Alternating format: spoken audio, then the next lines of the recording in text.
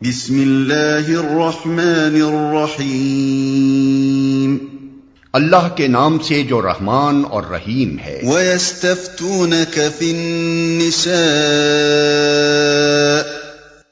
قُلِ اللَّهُ يُفْتِيكُمْ فِيهِنَّ وَمَا يُتْلَى عَلَيْكُمْ فِي الْكِتَابِ فِي يَتَامَى النِّسَاءِ اللَّاتِي لَا تُؤْتُونَهُنَّ مَا كُتِبَ لَهُنَّ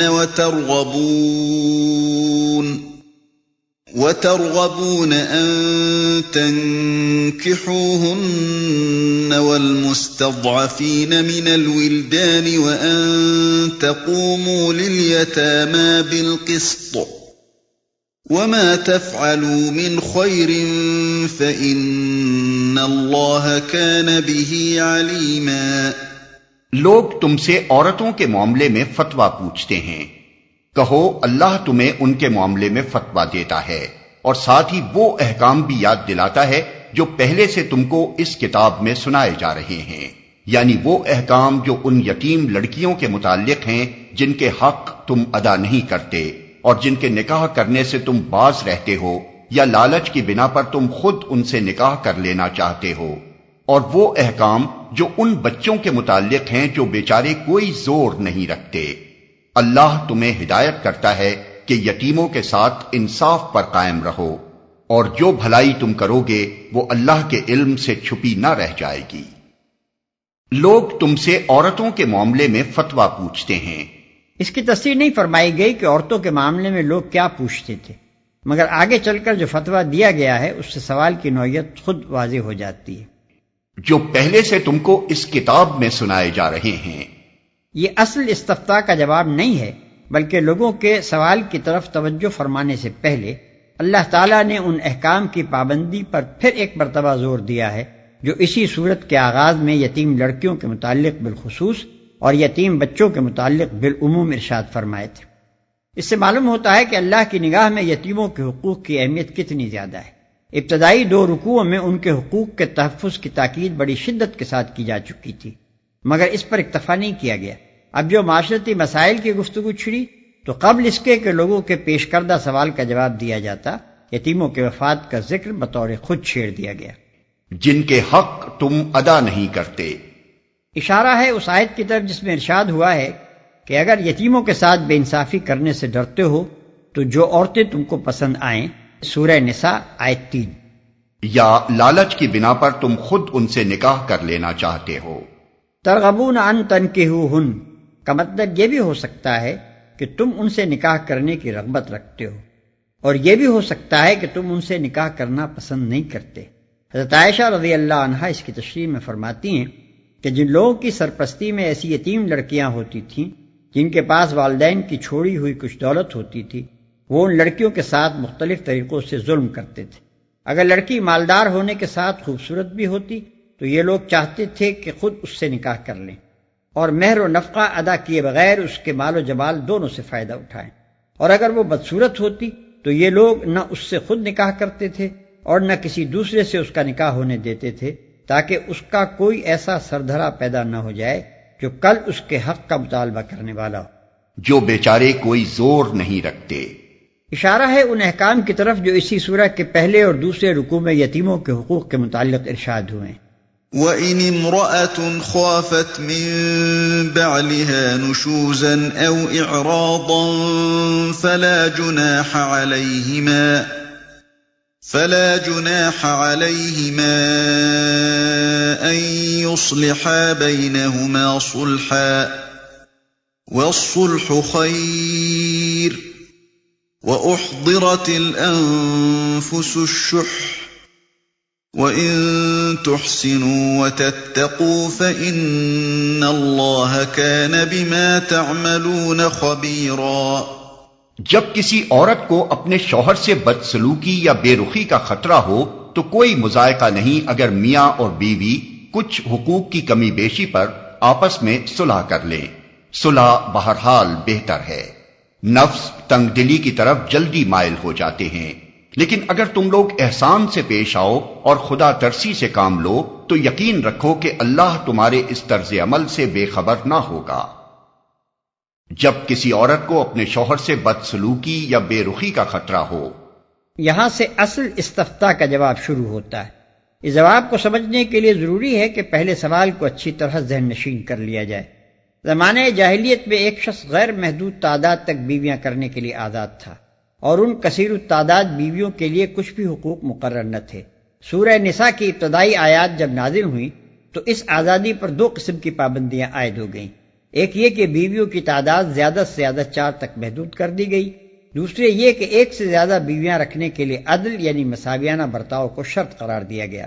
اب یہ سوال پیدا ہوا کہ اگر کسی شخص کی بیوی بانجھ ہے یا دائم المرض ہے یا تعلق زن و شوہ کے قابل نہیں رہی ہے اور شوہر دوسری بیوی بیاہ لاتا ہے تو کیا وہ مجبور ہے کہ دونوں کے ساتھ یکساں رغبت رکھے، یکساں محبت رکھے، جسمانی تعلق میں بھی یکسانی برتے؟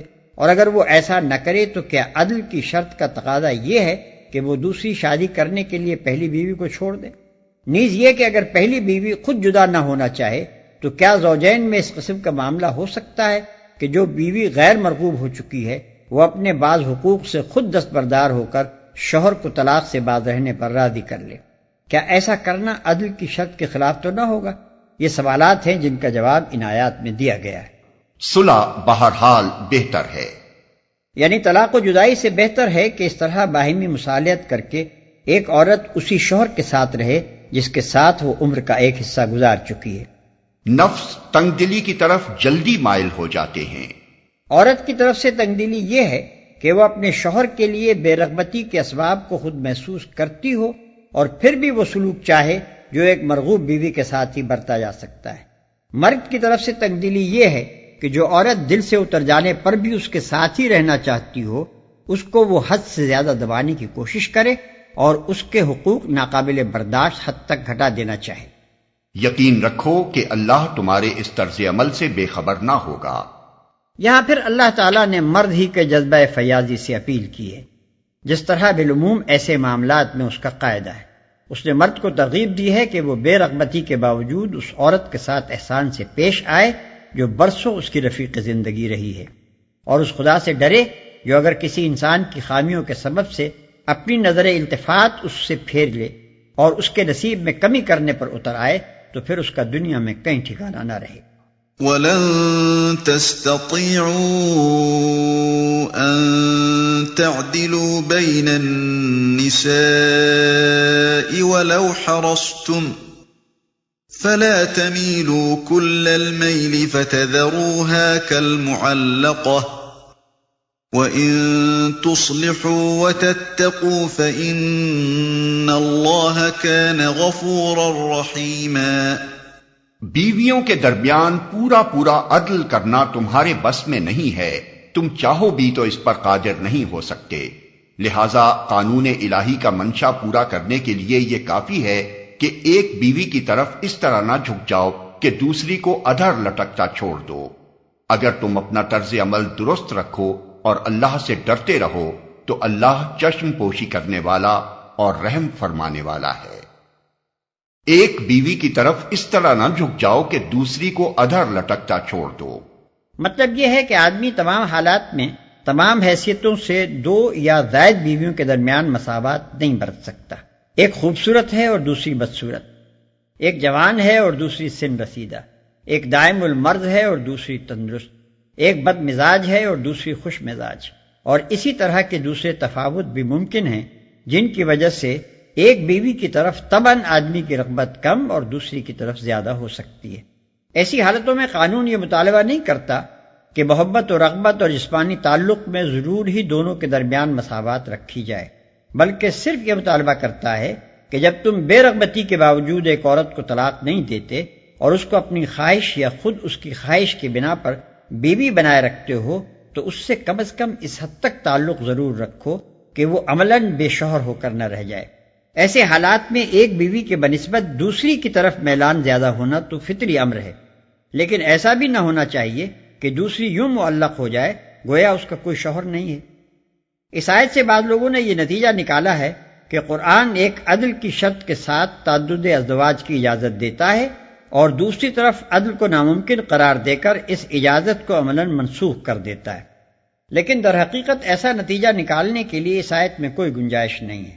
اگر صرف اتنا ہی کہنے پر اکتفا کیا گیا ہوتا کہ تم عورتوں کے درمیان عدل نہیں کر سکتے تو یہ نتیجہ نکالا جا سکتا تھا، مگر اس کے بعد ہی جو یہ فرمایا گیا کہ لہذا ایک بیوی کی طرف بالکل نہ جھک پڑو، اس فقرے نے کوئی موقع اس مطلب کے لیے باقی نہیں چھوڑا جو مسیحی یورپ کی تقلید کرنے والے حضرات اس سے نکالنا چاہتے ہیں۔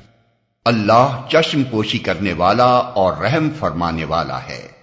یعنی اگر حتی الامکان تم قصداً ظلم نہ کرو اور انصافی سے کام لینے کی کوشش کرتے رہو تو فطری مجبوریوں کی بنا پر جو تھوڑی بہت کوتاہیاں تم سے انصاف کے معاملے میں صادر ہوں گی انہیں اللہ معاف فرما دے گا۔ وَإِن يَتَفَرَّقَا يُغْنِ اللَّهُ كُلًّا مِّن سَعَتِهِ وَكَانَ اللَّهُ وَاسِعًا حَكِيمًا۔ لیکن اگر زوجین ایک دوسرے سے الگ ہی ہو جائیں تو اللہ اپنی وسیع قدرت سے ہر ایک کو دوسرے کی محتاجی سے بے نیاز کر دے گا۔ اللہ کا دامن بہت کشادہ ہے اور وہ دانا و بینا ہے۔ وَلِلَّهِ مَا فِي السَّمَاوَاتِ وَمَا فِي الْأَرْضِ وَلَقَدْ وَصَّيْنَا الَّذِينَ أُوتُوا الْكِتَابَ مِن قَبْلِكُمْ وَإِيَّاكُمْ أَنِ اتَّقُوا اللَّهَ وَإِن تَكْفُرُوا فَإِنَّ لِلَّهِ مَا فِي السَّمَاوَاتِ وَمَا فِي الْأَرْضِ وَكَانَ اللَّهُ غَنِيًّا حَمِيدًا۔ آسمانوں اور زمین میں جو کچھ ہے سب اللہ ہی کا ہے۔ تم سے پہلے جن کو ہم نے کتاب دی تھی انہیں بھی یہی ہدایت کی تھی، اور اب تم کو بھی یہی ہدایت کرتے ہیں کہ خدا سے ڈرتے ہوئے کام کرو۔ لیکن اگر تم نہیں مانتے تو نہ مانو، آسمان و زمین کی ساری چیزوں کا مالک اللہ ہی ہے اور وہ بے نیاز ہے، ہر تعریف کا مستحق۔ وَلِلَّهِ مَا فِي السَّمَاوَاتِ وَمَا فِي الْأَرْضِ وَكَفَى بِاللَّهِ وَكِيلًا۔ ہاں، اللہ ہی مالک ہے ان سب چیزوں کا جو آسمانوں میں ہیں اور جو زمین میں ہیں، اور کارسازی کے لیے بس وہی کافی ہے۔ إِن يَشَأْ يُذْهِبْكُمْ أَيُّهَا النَّاسُ وَيَأْتِ بِآخَرِينَ وَكَانَ اللَّهُ عَلَى ذَلِكَ قَدِيرًا۔ اگر وہ چاہے تو تم لوگوں کو ہٹا کر تمہاری جگہ دوسروں کو لے آئے، اور وہ اس کی پوری قدرت رکھتا ہے۔ من كان يريد ثواب الدنيا فعند الله ثواب الدنيا والآخرة وكان الله سميعا بصيرا۔ جو شخص محض ثواب دنیا کا طالب ہو اسے معلوم ہونا چاہیے کہ اللہ کے پاس ثواب دنیا بھی ہے اور ثواب آخرت بھی، اور اللہ سمیع و بصیر ہے۔ بالعموم قانونی احکام بیان کرنے کے بعد اور بالخصوص تمدن و معاشرت کے ان پہلوؤں کی اصلاح پر زور دینے کے بعد جن میں انسان اکثر ظلم کا ارتکاب کرتا رہا ہے، اللہ تعالیٰ اس قسم کے چند پراثر جملوں میں ایک مختصر واضح ضرور فرمایا کرتا ہے، اور اس سے مقصود یہ ہوتا ہے کہ نفوس کو ان احکام کی پابندی پر آمادہ کیا جائے۔ اوپر چونکہ عورتوں اور یتیم بچوں کے ساتھ انصاف اور حسن سلوک کی ہدایت کی گئی ہے، لہذا اس کے بعد ضروری سمجھا گیا کہ چند باتیں اہل ایمان کے ذہن نشین کر دی جائیں۔ ایک یہ کہ تم کبھی اس بھلاوے میں نہ رہنا کہ کسی کی قسمت کا بنانا اور بگاڑنا تمہارے ہاتھ میں ہے۔ اگر تم اس سے ہاتھ کھینچ لو گے تو اس کا کوئی ٹھکانہ نہ رہے گا۔ نہیں، تمہاری اور اس کی سب کی قسمتوں کا مالک اللہ ہے، اور اللہ کے پاس اپنے کسی بندے یا بندی کی مدد کا ایک تم ہی واحد ذریعہ نہیں ہو۔ اس مالک زمین و آسمان کے ذرائع بے حد وسیع ہیں، اور وہ اپنے ذرائع سے کام لینے کی حکمت بھی رکھتا ہے۔ دوسرے یہ کہ تمہیں اور تمہاری طرح پچھلے تمام انبیاء کی امتوں کو ہمیشہ یہ ہدایت کی جاتی رہی ہے کہ خدا ترسی کے ساتھ کام کرو۔ اس ہدایت کی پیروی میں تمہاری اپنی فلاح ہے، خدا کا کوئی فائدہ نہیں۔ اگر تم اس کی خلاف ورزی کرو گے تو پچھلی تمام امتوں نے نافرمانیاں کر کے خدا کا کیا بگاڑ لیا ہے جو تم بگاڑ سکو گے۔ اس فرماروائے کائنات کو نہ پہلے کسی کی پرواہ تھی نہ اب تمہاری پرواہ ہے۔ اس کے امر سے انحراف کرو گے تو وہ تم کو ہٹا کر کسی دوسری قوم کو سربلند کر دے گا، اور تمہارے ہٹ جانے سے اس کی سلطنت کی رونق میں کوئی فرق نہ آئے گا۔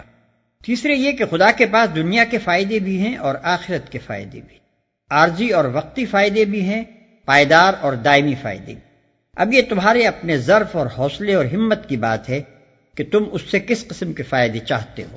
اگر تم محض دنیا کے چند روزہ فائدوں ہی پر ریجھتے ہو اور ان کی خاطر ابدی زندگی کے فائدوں کو قربان کر دینے کے لیے تیار ہو تو خدا یہی کچھ تم کو یہیں اور ابھی دے دے گا، مگر پھر آخرت کے ابدی فائدوں میں تمہارا کوئی حصہ نہ رہے گا۔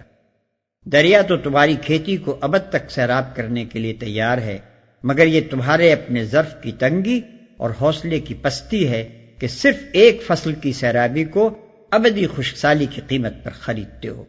کچھ ظرف میں وسعت ہو تو اطاعت و بندگی کا وہ راستہ اختیار کرو جس سے دنیا اور آخرت دونوں کے فائدے تمہارے حصے میں آئیں۔ آخر میں فرمایا اللہ سمیع و بصیر ہے۔ اس کا مطلب یہ ہے کہ معاذ اللہ اندھا اور بہرا نہیں ہے کہ کسی شاہ بے خبر کی طرح اندھا دھند کام کرے اور اپنی عطا و بخشش میں بھلے اور برے کے درمیان کوئی تمیز نہ کرے۔ وہ پوری باخبری کے ساتھ اپنی اس کائنات پر فرمانروائی کر رہا ہے۔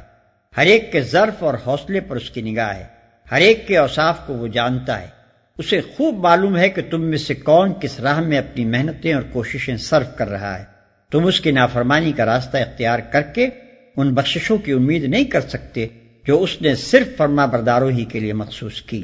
يا أيها الذين آمنوا كونوا قوامين بالقسط شهداء لله ولو على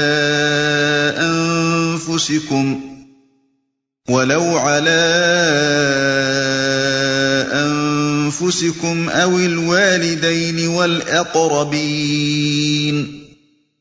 إن يكن غنيا أو فقيرا فالله أولى بهما فلا تتبعوا الهوى أن تعدلوا وإن تلووا أو تعرضوا فإن الله كان بما تعملون خبيرا۔ اے لوگو جو ایمان لائے ہو، انصاف کے علم بردار اور خدا واسطے کے گواہ بنو، اگرچہ تمہارے انصاف اور تمہاری گواہی کی زد خود تمہاری اپنی ذات پر یا تمہارے والدین اور رشتہ داروں پر ہی کیوں نہ پڑتی ہو۔ فریق معاملہ خواہ مالدار ہو یا غریب، اللہ تم سے زیادہ ان کا خیر خواہ ہے، لہذا اپنی خواہش نفس کی پیروی میں عدل سے باز نہ رہو، اور اگر تم نے لگی لپٹی بات کہی یا سچائی سے پہلو بچایا تو جان رکھو کہ جو کچھ تم کرتے ہو اللہ کو اس کی خبر ہے۔ انصاف کے علم بردار، یہ فرمانے پر اکتفا نہیں کیا کہ انصاف کی روش پر چلو، بلکہ یہ فرمایا کہ انصاف کے علم بردار بنو۔ تمہارا کام صرف انصاف کرنا ہی نہیں ہے بلکہ انصاف کا جھنڈا لے کر اٹھنا ہے۔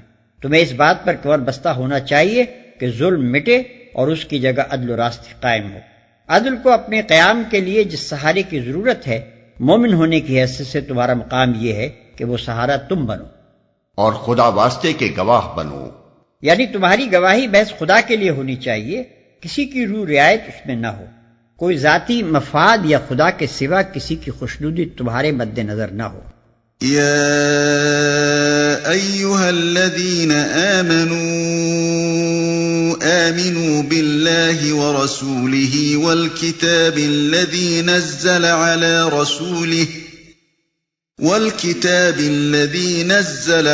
رسوله والكتاب الذي أنزل من قبل ومن يكفر بالله وملائكته وكتبه ورسله واليوم الآخر فقد ضل ضلالا بعيدا۔ اے لوگو جو ایمان لائے ہو، ایمان لاؤ اللہ پر اور اس کے رسول پر اور اس کتاب پر جو اللہ نے اپنے رسول پر نازل کی ہے اور ہر اس کتاب پر جو اس سے پہلے وہ نازل کر چکا ہے۔ جس نے اللہ اور اس کے ملائکہ اور اس کی کتابوں اور اس کے رسولوں اور روز آخرت سے کفر کیا، وہ گمراہی میں بھٹک کر بہت دور نکل گیا۔ ایمان لاؤ، ایمان لانے والوں سے کہنا کہ ایمان لاؤ بظاہر عجیب معلوم ہوتا ہے، لیکن دراصل یہاں لفظ ایمان دو الگ معنوں میں استعمال ہوا ہے۔ ایمان لانے کا ایک مطلب یہ ہے کہ آدمی انکار کے بجائے اقرار کی راہ اختیار کرے، نہ ماننے والوں سے الگ ہو کر ماننے والوں میں شامل ہو جائے، اور اس کا دوسرا مطلب یہ ہے کہ آدمی جس چیز کو مانے اسے سچے دل سے مانے۔ پوری سنجیدگی اور خلوص کے ساتھ مانیں، اپنی فکر کو، اپنے مذاق کو، اپنی پسند کو، اپنے رویے اور چلن کو، اپنی دوستی اور دشمنی کو، اپنی سعی و جہد کے مصرف کو بالکل اس عقیدے کے مطابق بنا لے جس پر وہ ایمان لایا ہے۔ آیت میں خطاب ان تمام مسلمانوں سے ہے جو پہلے معنی کے لحاظ سے ماننے والوں میں شمار ہوتے ہیں، اور ان سے مطالبہ یہ کیا گیا ہے کہ دوسری معنی کے لحاظ سے سچے مومن بنیں۔ روز آخرت سے کفر کیا۔ کفر کرنے کے بھی دو مطلب ہیں، ایک یہ کہ آدمی صاف صاف انکار کر دے، دوسرے یہ کہ زبان سے تو مانے مگر دل سے نہ مانے، یا اپنے رویے سے ثابت کر دے کہ وہ جس چیز کو ماننے کا دعویٰ کر رہا ہے فی الواقع اسے نہیں مانتا۔ یہاں کفر سے یہ دونوں معنی مراد ہیں، اور آیت کا مقصود لوگوں کو اس بات پر متنبہ کرنا ہے کہ اسلام کے ان اساسی عقیدوں کے ساتھ کفر کی ان دونوں اقسام میں سے جس قسم کا برتاؤ بھی آدمی اختیار کرے گا اس کا نتیجہ حق سے دوری اور باطل کی راہوں میں سرگشتگی و نامرادی کے سوا کچھ نہ ہوگا۔ ان الذين آمنوا ثم كفروا ثم آمنوا ثم كفروا ثم ازدادوا كفرا لم يكن الله ليغفر لهم ولا ليهديهم سبيلا۔ رہے وہ لوگ جو ایمان لائے پھر کفر کیا، پھر ایمان لائے پھر کفر کیا، پھر اپنے کفر میں بڑھتے چلے گئے، تو اللہ ہرگز ان کو معاف نہ کرے گا اور نہ کبھی ان کو راہ راست دکھائے گا۔ پھر اپنے کفر میں بڑھتے چلے گئے، اس سے مراد وہ لوگ ہیں جن کے لیے دین محض ایک غیر سنجیدہ تفریح ہے، ایک کھلونا ہے جس سے وہ اپنے تخیلات یا اپنی خواہشات کے مطابق کھیلتے رہتے ہیں۔ جب فضائے دماغی میں ایک لہر اٹھی مسلمان ہو گئے، اور جب دوسری لہر اٹھی کافر بن گئے، یا جب فائدہ مسلمان بن جانے میں نظر آیا مسلمان بن گئے، اور جب معبود منفعت نے دوسری طرف جلوہ دکھایا تو اس کی پوجا کرنے کے لیے بے تکلف اسی طرف چلے گئے۔ ایسے لوگوں کے لیے اللہ کے پاس نہ مغفرت ہے نہ ہدایت۔ اور یہ جو فرمایا کہ پھر اپنے کفر میں بڑھتے چلے گئے، تو اس کا مطلب یہ ہے کہ ایک شخص محض کافر بن جانے ہی پر اکتفا نہ کرے، بلکہ اس کے بعد دوسرے لوگوں کو بھی اسلام سے پھیرنے کی کوشش کرے، اسلام کے خلاف خفیہ سازشیں اور اعلانیہ تدبیریں شروع کر دے، اور اپنی قوت اس سعی و جہد میں صرف کرنے لگے کہ کفر کا بول بالا ہو اور اس کے مقابلے میں اللہ کے دین کا جھنڈا سرنگوں ہو جائے۔ یہ کفر میں مزید ترقی اور ایک جرم پر پے در پے جرائم کا اضافہ ہے جس کا وبال بھی مجرد کفر سے لازماً زیادہ ہونا چاہیے۔ بشر المنافقین بأن لهم عذابا ألیما الذين يتخذون الكافرين أولياء من دون المؤمنين أيبتغون عندهم العزة فإن العزة لله جميعا۔ اور جو منافق اہل ایمان کو چھوڑ کر کافروں کو اپنا رفیق بناتے ہیں انہیں یہ مجدہ سنا دو کہ ان کے لیے دردناک سزا تیار ہے۔ کیا یہ لوگ عزت کی طلب میں ان کے پاس جاتے ہیں؟ حالانکہ عزت تو ساری کی ساری اللہ ہی کے لیے ہے۔ کیا یہ لوگ عزت کی طلب میں ان کے پاس جاتے ہیں؟ عزت کا مفہوم عربی زبان میں اردو کی بنسبت زیادہ وسیع ہے۔ اردو میں عزت محض احترام اور قدر و منزلت کے معنی میں آتا ہے، مگر عربی میں عزت کا مفہوم یہ ہے کہ کسی شخص کو ایسی بلند اور محفوظ حیثیت حاصل ہو جائے کہ کوئی اس کا کچھ نہ بگاڑ سکے۔ دوسرے الفاظ میں لفظ عزت ناقابل حتک حرمت کا ہم معنی ہے۔ وَقَدْ نَزَّلَ عَلَيْكُمْ فِي الْكِتَابِ أَنْ إِذَا سَمِعْتُمْ آيَاتِ اللَّهِ يُكْفَرُ بِهَا وَيُسْتَهْزَأُ بِهَا فَلَا تَقْعُدُوا مَعَهُمْ حَتَّى يَخُوضُوا فِي حَدِيثٍ غَيْرِهِ إِنَّكُمْ إِذًا مِثْلُهُمْ إِنَّ اللَّهَ جَامِعُ الْمُنَافِقِينَ وَالْكَافِرِينَ فِي جَهَنَّمَ جَمِيعًا۔ اللہ اس کتاب میں تم کو پہلے ہی حکم دے چکا ہے کہ جہاں تم سنو کہ اللہ کی آیات کے خلاف کفر بکا جا رہا ہے اور ان کا مذاق اڑایا جا رہا ہے وہاں نہ بیٹھو جب تک کہ لوگ کسی دوسری بات میں نہ لگ جائیں۔ اب اگر تم ایسا کرتے ہو تو تم بھی انہی کی طرح ہو۔ یقین جانو کہ اللہ منافقوں اور کافروں کو جہنم میں ایک جگہ جمع کرنے والا ہے۔ اب اگر تم ایسا کرتے ہو تو تم بھی انہی کی طرح ہو۔ یعنی اگر ایک شخص اسلام کا دعویٰ رکھنے کے باوجود کافروں کی ان صحبتوں میں شریک ہوتا ہے جہاں آیات الہی کے خلاف کفر بکا جاتا ہے اور ٹھنڈے دل سے ان لوگوں کو خدا اور رسول کا مذاق اڑاتے ہوئے سنتا ہے، تو اس میں اور ان کافروں میں کوئی فرق باقی نہیں رہتا۔ جس حکم کا اس آیت میں ذکر کیا گیا ہے وہ سورہ انعام آیت 68 میں بیان ہوا ہے۔ الذين يتربصون بكم فإن كان لكم فتح من الله قالوا ألم نكن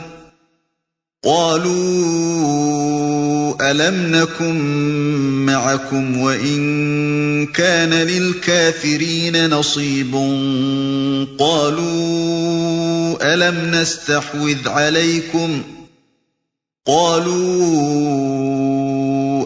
نستحوذ عليكم ونمنعكم من المؤمنين فالله يحكم بينكم يوم القيامة وَلَن يَجْعَلَ اللَّهُ لِلْكَافِرِينَ عَلَى الْمُؤْمِنِينَ سَبِيلًا۔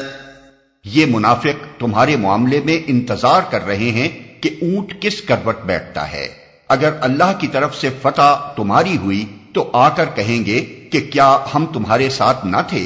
اگر کافروں کا پلہ بھاری رہا تو ان سے کہیں گے کہ کیا ہم تمہارے خلاف لڑنے پر قادر نہ تھے اور پھر بھی ہم نے تم کو مسلمانوں سے بچایا؟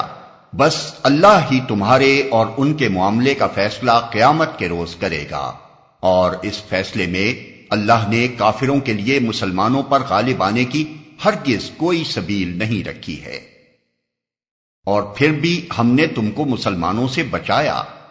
ہر زمانے کے منافقین کی یہی خصوصیت ہے، مسلمان ہونے کی حیثیت سے جو فائدے حاصل کیے جا سکتے ہیں ان کو یہ اپنے زبانی اقرار اور دائرہ اسلام میں برائے نام شمولیت کے ذریعے سے حاصل کرتے ہیں، اور جو فائدے کافر ہونے کی حیثیت سے حاصل ہونے ممکن ہیں ان کی خاطر یہ کفار سے جا کر ملتے ہیں اور ہر طریقے سے ان کو یقین دلاتے ہیں کہ ہم کوئی متعصب مسلمان نہیں ہیں، نام کا تعلق مسلمانوں سے ضرور ہے مگر ہماری دلچسپیاں اور وفاداریاں تمہارے ساتھ ہیں، فکر و تہذیب اور مذاق کے لحاظ سے ہر طرح کی موافقت تمہارے ساتھ ہے، اور کفر و اسلام کی کشمکش میں ہمارا وزن جب پڑے گا تمہارے ہی پلڑے میں پڑے گا۔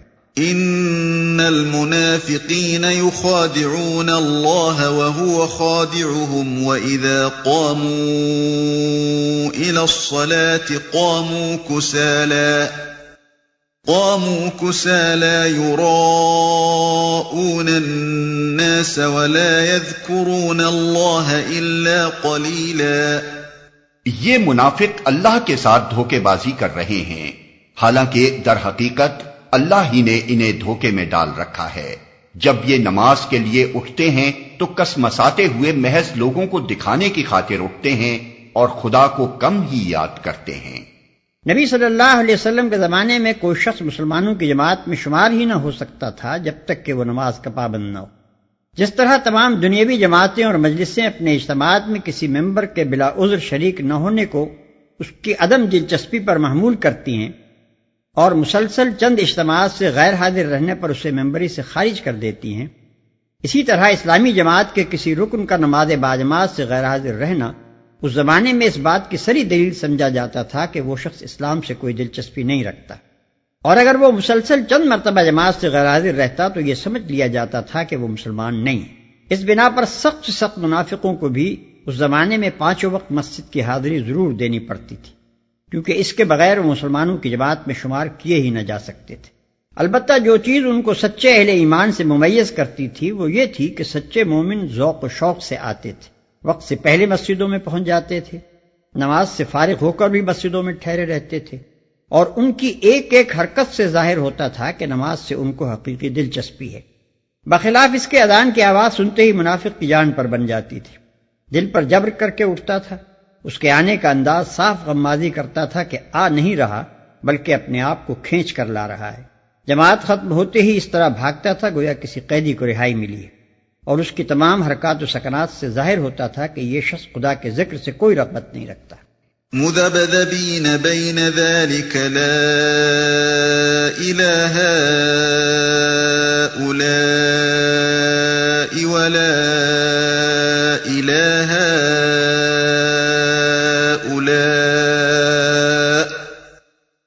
ومن يضلل الله فلن تجد له سبيلا۔ کفر و ایمان کے درمیان ڈاوا ڈول ہیں، نہ پورے اس طرف ہیں نہ پورے اس طرف، جسے اللہ نے بھٹکا دیا ہو اس کے لیے تم کوئی راستہ نہیں پا سکتے۔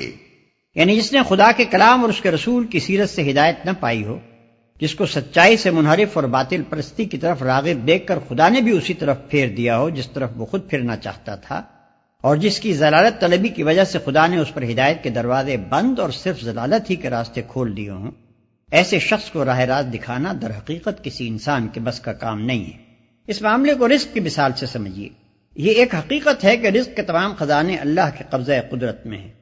جس انسان کو جو کچھ بھی ملتا ہے اللہ ہی کے ہاں سے ملتا ہے، مگر اللہ ہر شخص کو رزق اس راستے سے دیتا ہے جس راستے سے وہ خود مانگتا ہو۔ اگر کوئی شخص اپنا رزق حلال راستے سے طلب کرے اور اسی کے لیے کوشش بھی کرے تو اللہ اس کے لیے حلال راستوں کو کھول دیتا ہے، اور جتنی اس کی نیت صادق ہوتی ہے اسی نسبت سے حرام کے راستے اس کے لیے بند کر دیتا ہے۔ بخلاف اس کے جو شخص حرام خوری پر تلا ہوا ہوتا ہے اور اسی کے لیے صحیح کرتا ہے، اس کو خدا کے اذن سے حرام ہی کی روٹی ملتی ہے، اور پھر یہ کسی کے بس کی بات نہیں کہ اس کے نصیب میں رزق حلال لکھ دے۔ بالکل اسی طرح یہ بھی حقیقت ہے کہ دنیا میں فکر و عمل کی تمام راہیں اللہ تعالیٰ کے اختیار میں ہیں۔ کوئی شخص کسی راہ پر بھی اللہ کے اذن اور اس کی توفیق کے بغیر نہیں چل سکتا۔ رہی یہ بات کہ کس انسان کو کس راہ پر چلنے کا اذن ملتا ہے اور کس راہ کی راہروی کے اسباب اس کے لیے ہموار کیے جاتے ہیں، تو اس کا انحصار سراسر آدمی کی اپنی طلب اور سعی پر ہے۔ اگر وہ خدا سے لگاؤ رکھتا ہے، سچائی کا طالب ہے اور خالص نیت سے خدا کے راستے پر چلنے کی صحیح کرتا ہے، تو اللہ اسی کا اذن اور اسی کی توفیق اسے عطا فرماتا ہے اور اسی راہ پر چلنے کے اسباب اس کے لیے موافق کر دیتا ہے۔ بخلاف اس کے جو شخص خود گمراہی کو پسند کرتا ہے اور غلط راستوں ہی پر چلنے کی صحیح کرتا ہے، اللہ کی طرف سے اس کے لیے ہدایت کے دروازے بند ہو جاتے ہیں اور وہی راہیں اس کے لیے کھول دی جاتی ہیں جن کو اس نے آپ اپنے لیے منتخب کیا ہے۔ ایسے شخص کو غلط سوچنے، غلط کام کرنے اور غلط راہوں میں اپنی قوتیں صرف کرنے سے بچا لینا کسی کے اختیار میں نہیں ہے۔ اپنے نصیب کی راہ راست جس نے خود کھودی اور جس سے اللہ نے اس کو محروم کر دیا، اس کے لیے یہ گم شدہ نعمت کسی کے ڈھونڈے سے نہیں مل سکتی۔ يا أيها الذين آمنوا لا تتخذوا الكافرين أولياء من دون المؤمنين أتريدون أن تجعلوا لله عليكم سلطانا مبينا۔ اے لوگو جو ایمان لائے ہو، مومنوں کو چھوڑ کر کافروں کو اپنا رفیق نہ بناؤ۔ کیا تم چاہتے ہو کہ اللہ کو اپنے خلاف صریح حجت دے دو؟ ان المنافقین فی الدرک الاسفل من النار ولن تجد لهم نصیرا۔ یقین جانو کہ منافق جہنم کے سب سے نیچے طبقے میں جائیں گے اور تم کسی کو ان کا مددگار نہ پاؤ گے۔ إِلَّا الَّذِينَ تَابُوا وَأَصْلَحُوا وَاعْتَصَمُوا بِاللَّهِ وَأَخْلَصُوا دِينَهُمْ لِلَّهِ فَأُولَئِكَ مَعَ الْمُؤْمِنِينَ وَسَوْفَ يُؤْتِ اللَّهُ الْمُؤْمِنِينَ أَجْرًا عَظِيمًا۔ البتہ جو ان میں سے تائب ہو جائیں اور اپنے طرز عمل کی اصلاح کر لیں اور اللہ کا دامن تھام لیں اور اپنے دین کو اللہ کے لیے خالص کر دیں، ایسے لوگ مومنوں کے ساتھ ہیں اور اللہ مومنوں کو ضرور اجر عظیم عطا فرمائے گا۔ اور اپنے دین کو اللہ کے لیے خالص کر دیں۔ اپنے دین کو اللہ کے لیے خالص کر دینے کا مطلب یہ ہے کہ آدمی کی وفاداریاں اللہ کے سوا کسی اور سے وابستہ نہ ہوں، اپنی ساری دلچسپیوں اور محبتوں اور عقیدتوں کو وہ اللہ کے آگے نظر کر دے۔ کسی چیز کے ساتھ بھی دل کا ایسا لگاؤ باقی نہ رہے کہ اللہ کی رضا کے لیے اسے قربان نہ کیا جا سکتا ہو۔ ما يفعل الله بعذابكم ان شكرتم وآمنتم وكان الله شاكرا عليما۔ آخر اللہ کو کیا پڑی ہے کہ تمہیں خواہ مخواہ سزا دے اگر تم شکر گزار بندے بنے رہو اور ایمان کی روش پر چلو۔ اللہ بڑا قدردان ہے اور سب کے حال سے واقف ہے۔ اگر تم شکر گزار بندے بنے رہو۔ شکر کے اصل معنی اعتراف نعمت یا احسان مندی کے ہیں۔ آیت کا مطلب یہ ہے کہ اگر تم اللہ کے ساتھ احسان فراموشی اور نمک حرامی کا رویہ اختیار نہ کرو بلکہ صحیح طور پر اس کے احسان مند بن کر رہو تو کوئی وجہ نہیں کہ اللہ تعالیٰ خواہ تمہیں سزا دے۔ ایک محسن کے مقابلے میں صحیح احسان مندانہ رویہ یہی ہو سکتا ہے کہ آدمی دل سے اس کے احسان کا اعتراف کرے، زبان سے اس کا اقرار کرے اور عمل سے احسان مندی کا ثبوت دے۔ انہی تین چیزوں کے مجموعے کا نام شکر ہے، اور اس شکر کا اقتضا یہ ہے کہ اولاً آدمی احسان کو اسی کی طرف منسوب کرے جس نے دراصل احسان کیا ہے، کسی دوسرے کو احسان کے شکریہ اور نعمت کے اعتراف میں اس کا حصہ دار نہ بنائے۔ ثانیاً آدمی کا دل اپنے محسن کے لیے محبت اور وفاداری کے جذبے سے لبریز ہو اور اس کے مخالفوں سے محبت و اخلاص اور وفاداری کا ذرہ برابر تعلق بھی نہ رکھے۔ ثالثاً وہ اپنے محسن کا مطیع و فرما بردار ہو اور اس کی دی ہوئی نعمتوں کو اس کے منشا کے خلاف استعمال نہ کرے۔ اللہ بڑا قدردان ہے۔ اصل میں لفظ شاکر استعمال ہوا ہے جس کا ترجمہ ہم نے قدردان کیا ہے۔ شکر جب اللہ کی طرف سے بندے کی جانب ہو تو اس کے معنی اعتراف خدمت یا قدردانی کے ہوں گے، اور جب بندے کی طرف سے اللہ کی جانب ہو تو اس کو اعتراف نعمت یا احسان مندی کے معنی میں لیا جائے گا۔ اللہ کی طرف سے بندوں کا شکریہ ادا کیے جانے کا مطلب یہ ہے کہ اللہ ناقدر شناس نہیں ہے۔ جتنی اور جیسی خدمات بھی بندے اس کی راہ میں بجا لائیں اللہ کے ہاں ان کی قدر کی جاتی ہے۔ کسی کی خدمات صلہ و انعام سے محروم نہیں رہتی، بلکہ وہ نہایت فیاضی کے ساتھ ہر شخص کو اس کی خدمت سے زیادہ صلہ دیتا ہے۔ بندوں کا حال تو یہ ہے کہ جو کچھ آدمی نے کیا اس کی قدر کم کرتے ہیں، اور جو کچھ نہ کیا اس پر گرفت کرنے میں بڑی سختی دکھاتے ہیں۔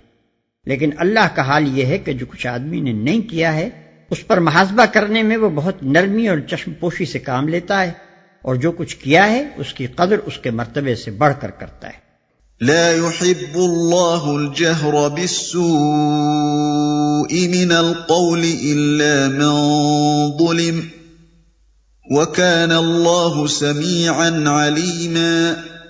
اللہ اس کو پسند نہیں کرتا کہ آدمی بدگوئی پر زبان کھولے الا یہ کہ کسی پر ظلم کیا گیا ہو، اور اللہ سب کچھ سننے اور جاننے والا ہے۔ ان تبدوا خيرا او تخفوه او تعفو عن سوء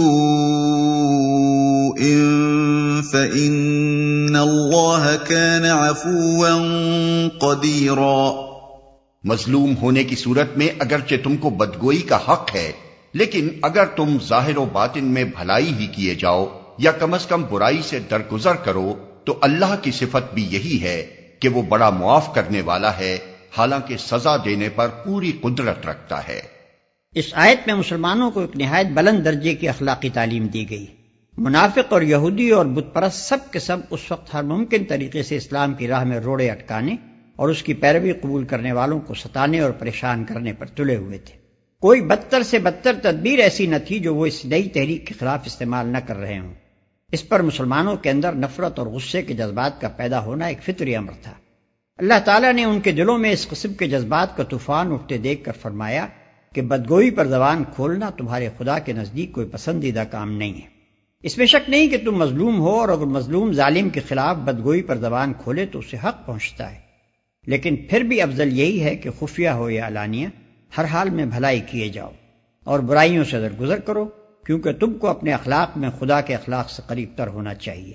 جس خدا کا قرب تم چاہتے ہو اس کی شان یہ ہے کہ نہایت حلیم اور بردبار ہے، سخت سے سخت مجرموں تک کو رزق دیتا ہے اور بڑے سے بڑے قصوروں پر بھی درگزر کیے چلا جاتا ہے۔